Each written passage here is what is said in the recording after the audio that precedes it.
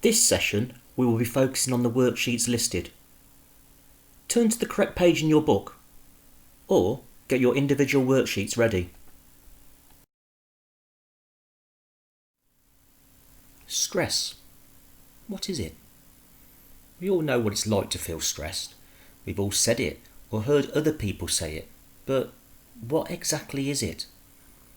What do you think stress is, and how would you describe it?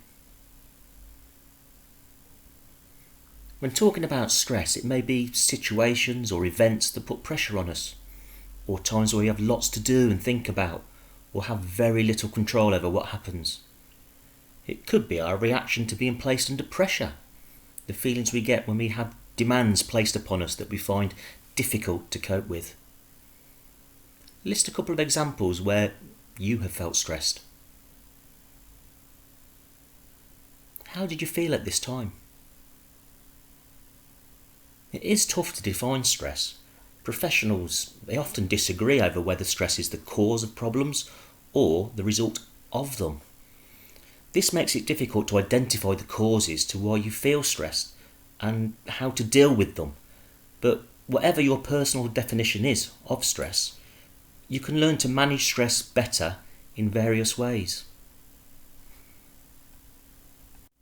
Managing external pressures. So stressful situations do not seem to happen to you quite so often.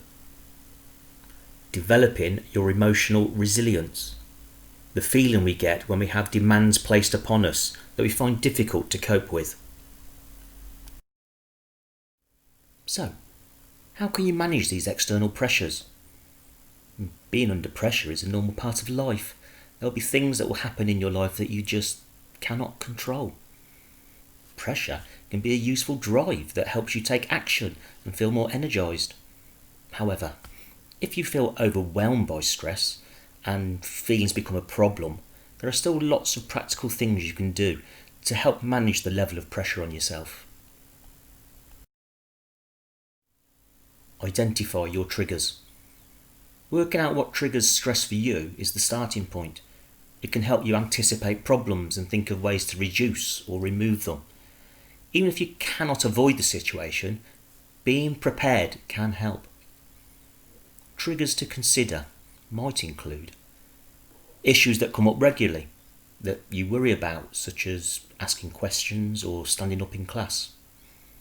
One-off events that are on your mind a lot, such as taking an exam that's coming up. Or ongoing stressful events, like having to be a carer for other family members.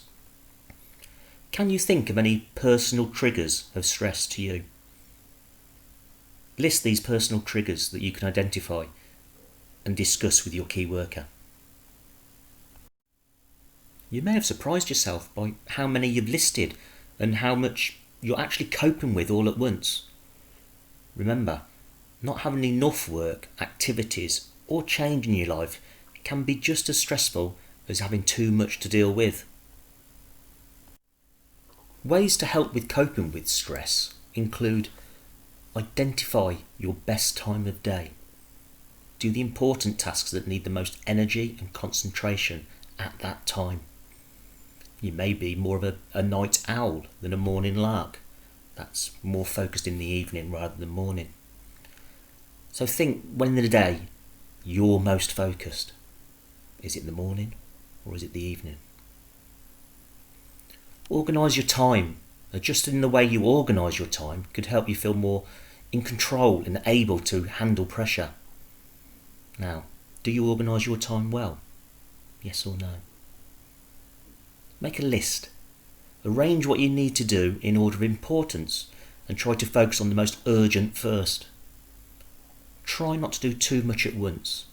If you take on too much, you might find it harder than to do an individual task well. This will make you feel like you have even more pressure on you. Vary your activities. Balance interesting tasks with more mundane ones, and stressful tasks with those you find easy to do. Take breaks and take things slowly. It might be difficult to do this when stressed, but it can make it more productive. And accept things you cannot change.